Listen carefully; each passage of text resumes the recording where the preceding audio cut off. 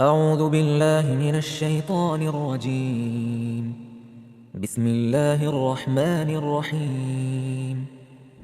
الحمد لله الذي أنزل على عبده الكتاب ولم يجعل له عوجا قيما لينذر بأسا شديدا من لدنه ويبشر المؤمنين الذين يعملون الصالحات أن لهم أجرا حسنا ماكثين فيه أبدا وينذر الذين قالوا اتخذ الله ولدا ما لهم به من علم ولا لآبائهم كبرت كلمة تخرج من أفواههم إن يقولون إلا كذبا فلعلك باخع نفسك على آثارهم إن لم يؤمنوا بهذا الحديث أسفا إنا جعلنا ما على الأرض زينة لها لنبلوهم أيهم أحسن عملا وإنا لجاعلون ما عليها صعيدا جرزا أم حسبت أن أصحاب الكهف والرقيم كانوا من آياتنا عجبا إذ أوى الفتية إلى الكهف فقالوا ربنا آتنا من لدنك رحمة وهيئ لنا من أمرنا رشدا فضربنا على آذانهم في الكهف سنين عددا ثم بعثناهم لنعلم أي الحزبين أحصى لما لبثوا أمدا نحن نقص عليك نبأهم بالحق إنهم فتية آمنوا بربهم وزدناهم هدى وربطنا على قلوبهم إذ قاموا فقالوا ربنا رب السماوات والأرض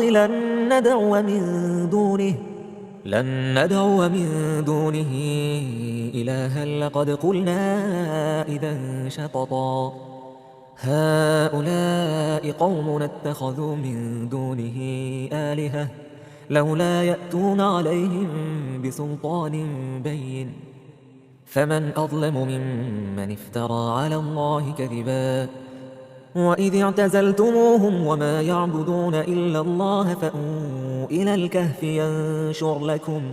ينشر لكم ربكم من رحمته ويهيئ لكم من أمركم مرفقا وترى الشمس إذا طلعت تزاور عن كهفهم ذات اليمين وإذا غربت تقرضهم ذات الشمال وهم في فجوة منه ذلك من آيات الله من يهد الله فهو المهتد ومن يضلل فلن تجد له وليا مرشدا وتحسبهم أيقاظا وهم رقود ونقلبهم ذات اليمين وذات الشمال وكلبهم باسط ذراعيه بالوصيد لو اطلعت عليهم لوليت منهم فرارا ولملئت منهم رعبا وكذلك بعثناهم ليتساءلوا بينهم قال قائل منهم كم لبثتم قالوا لبثنا يوما أو بعض يوم قالوا ربكم أعلم بما لبثتم فابعثوا أحدكم بورقكم هذه إلى المدينة فلينظر أيها أزكى طعاما فليأتكم برزق منه وليتلطف ولا يشعرن بكم أحدا إنهم إن يظهروا عليكم يرجموكم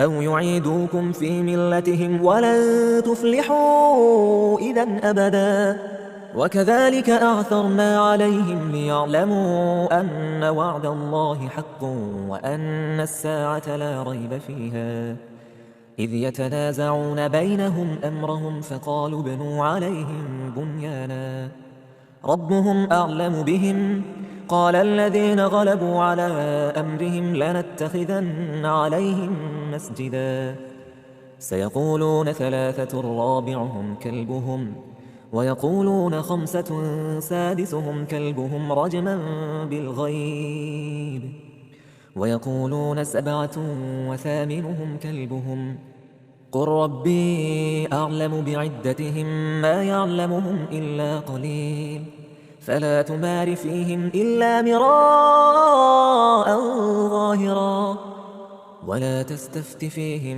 منهم أحدا، ولا تقولن لشيء إني فاعل ذلك غدا إلا أن يشاء الله. واذكر ربك إذا نسيت وقل عسى أن يهديني ربي لأقرب من هذا رشدا. ولبثوا في كهفهم 300 سنين وازدادوا 9. قل الله أعلم بما لبثوا، له غيب السماوات والأرض، أبصر به وأسمع، ما لهم من دونه من ولي ولا يشرك في حكمه أحدا. واتل ما أوحي إليك من كتاب ربك، لا مبدل لكلماته ولن تجد من دونه ملتحدا. واصبر نفسك مع الذين يدعون ربهم بالغداة والعشي يريدون وجهه ولا تعد عيناك عنهم تريد زينة الحياة الدنيا، ولا تطع من أغفلنا قلبه عن ذكرنا واتبع هواه وكان أمره فرطا. وقل الحق من ربكم، فمن شاء فليؤمن ومن شاء فليكفر. إنا أعتدنا للظالمين نارا أحاط بهم سرادقها، وإن يستغيثوا يغاثوا بماء كالمهل يشوي الوجوه، بئس الشراب وساءت مرتفقا. إن الذين آمنوا وعملوا الصالحات إنا لا نضيع أجر من أحسن عملا، أولئك لهم جنات عدن تجري من تحتها الأنهار يحلون فيها من أساور من ذهب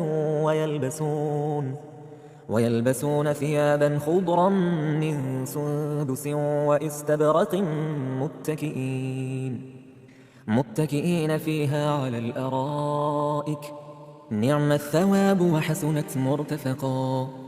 واضرب لهم مثلا الرجلين جعلنا لأحدهما جنتين من أعناب وحففناهما بنخل وجعلنا بينهما زرعا، كلتا الجنتين آتت أكلها ولم تظلم منه شيئا وفجرنا خلالهما نهرا. وكان له ثمر فقال لصاحبه وهو يحاوره أنا أكثر منك مالا وأعز نفرا. ودخل جنته وهو ظالم لنفسه قال ما أظن أن تبيد هذه أبدا، وما أظن الساعة قائمة ولئن رددت إلى ربي لأجدن خيرا منها منقلبا. قال له صاحبه وهو يحاوره أكفرت بالذي خلقك من تراب ثم من نطفة ثم سواك رجلا، لكن هو الله ربي ولا أشرك بربي أحدا. ولولا إذ دخلت جنتك قلت ما شاء الله لا قوة إلا بالله، إن ترني أنا أقل منك مالا وولدا، فعسى ربي أن يؤتيني خيرا من جنتك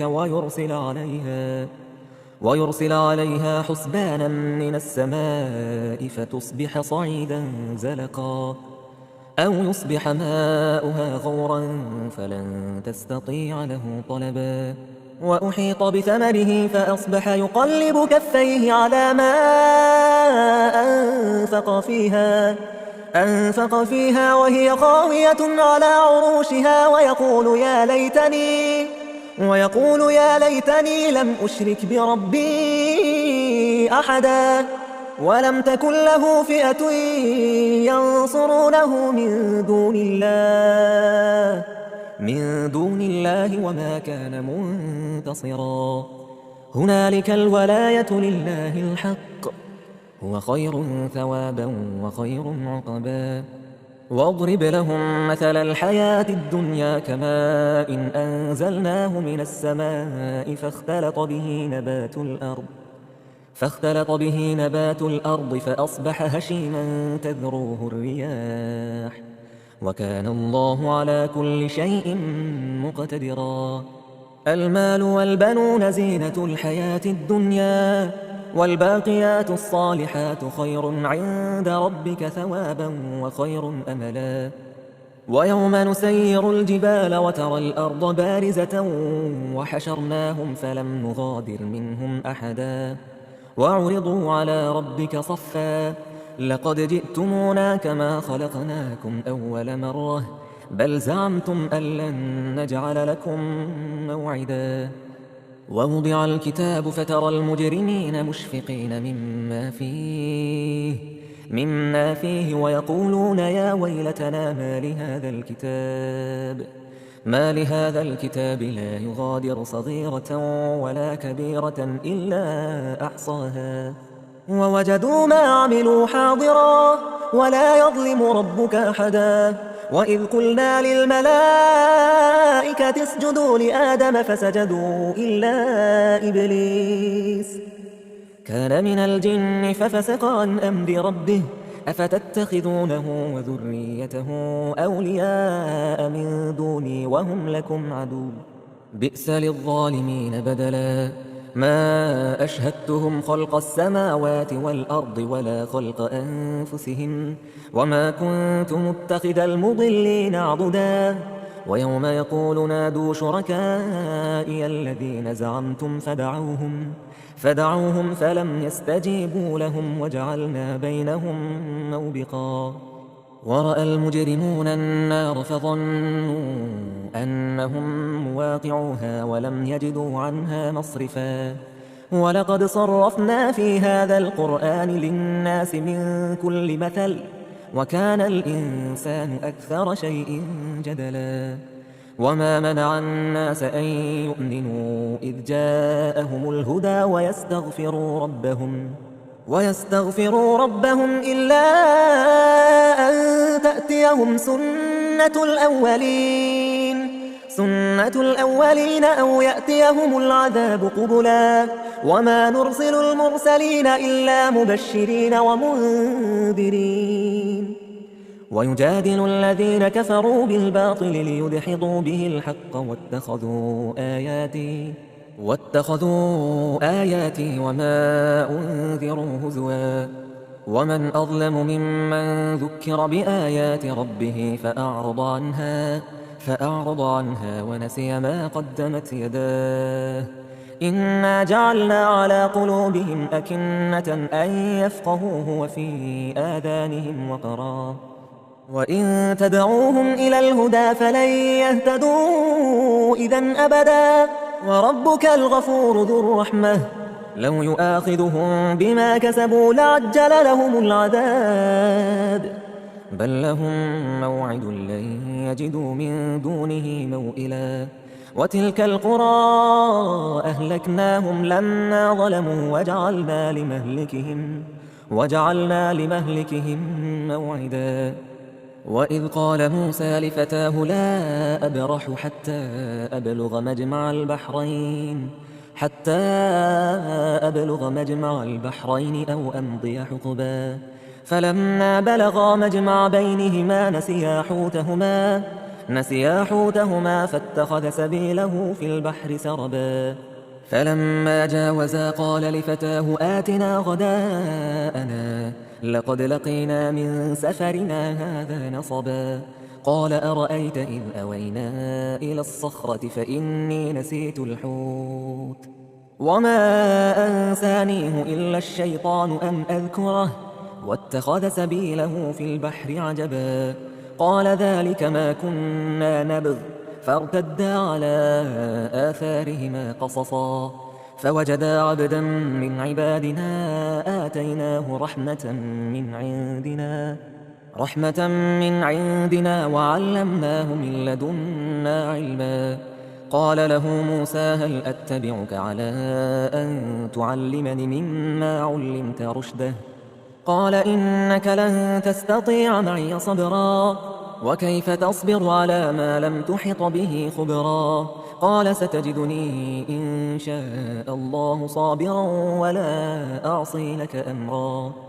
قال فإن اتبعتني فلا تسألني عن شيء حتى أحدث لك منه ذكرا. فانطلقا حتى إذا ركبا في السفينة خرقها قال أخرقتها لتغرق أهلها لقد جئت شيئا إمرا. قال ألم أقل إنك لن تستطيع معي صبرا؟ قال لا تؤاخذني بما نسيت ولا ترهقني من أمري عسرا. فانطلقا حتى إذا لقيا غلاما فقتله قال أقتلت نفسا زكية بغير نفس لقد جئت شيئا نكرا. قال ألم أقل لك إنك لن تستطيع معي صبرا؟ قال إن سألتك عن شيء بعدها فلا تصاحبني قد بلغت من لدني عذرا. فانطلقا حتى إذا أتيا أهل قرية استطعما أهلها فأبوا أن يضيفوهما فوجدا فيها جدارا يريد أن ينقض فأقامه. قال لو شئت لاتخذت عليه أجرا. قال هذا فراق بيني وبينك سأنبئك بتأويل ما لم تستطع عليه صبرا. أما السفينة فكانت لمساكين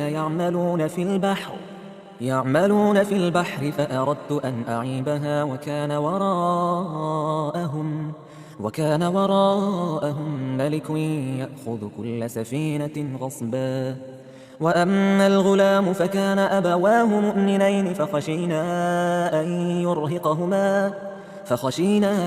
أن يرهقهما طغيانا وكفرا. فأردنا أن يبدلهما ربهما خيرا منه زكاة وأقرب رحما. وأما الجدار فكان لغلامين يتيمين في المدينة وكان تحته كنز لهما وكان أبوهما صالحا فأراد ربك أن يبلغا أشدهما ويستخرجا كنزهما رحمة من ربك وما فعلته عن أمري ذلك تأويل ما لم تستطع عليه صبرا. ويسألونك عن ذي القرنين قل سأتلو عليكم منه ذكرا. إنا مكنا له في الأرض وآتيناه من كل شيء سببا فأتبع سببا حتى إذا بلغ مغرب الشمس وجدها تغرب في عين حمئة ووجد عندها قوما. قلنا يا ذا القرنين إما أن تعذب وإما أن تتخذ فيهم حسنا. قال أما من ظلم فسوف نعذبه ثم يرد إلى ربه فيعذبه عذابا نكرا. وأما من آمن وعمل صالحا فله جزاء الحسنى وسنقول له من أمرنا يسرا. ثم أتبع سببا حتى إذا بلغ مطلع الشمس وجدها تطلع على قوم لم نجعل لهم من دونها سترا. كذلك وقد أحطنا بما لديه خبرا. ثم أتبع سببا حتى إذا بلغ بين السدين وجد من دونهما قوما لا يكادون يفقهون قوما. قالوا يا ذا القرنين إن يأجوج ومأجوج مفسدون في الأرض فهل نجعل لك خرجا على أن تجعل بيننا وبينهم سدا. قال ما مكني فيه ربي خير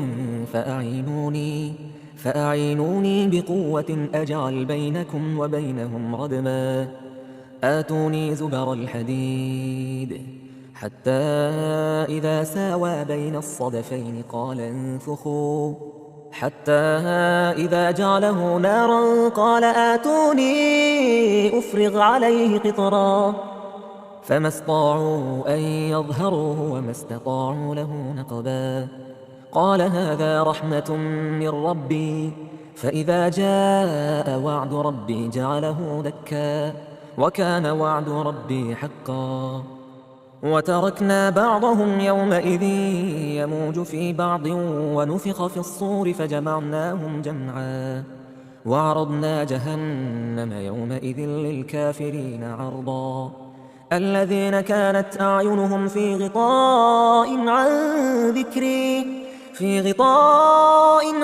ذكري وكانوا لا يستطيعون سمعا أفحسب الذين كفروا أن يتخذوا عبادي من دوني أولياء إنا أعتدنا جهنم للكافرين نزلا قل هل ننبئكم بالأخسرين أعمالا الذين ضل سعيهم في الحياة الدنيا وهم يحسبون أنهم يحسنون صنعا أولئك الذين كفروا بآيات ربهم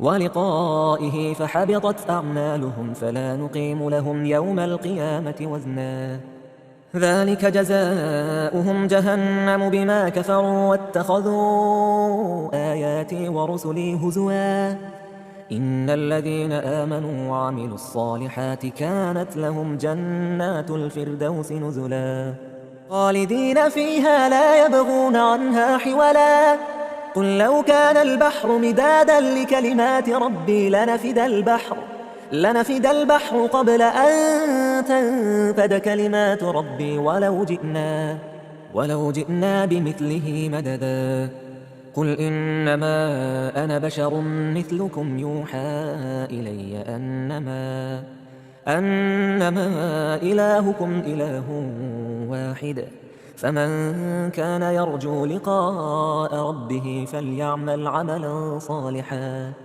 ولا يشرك بعبادة ربه أحدا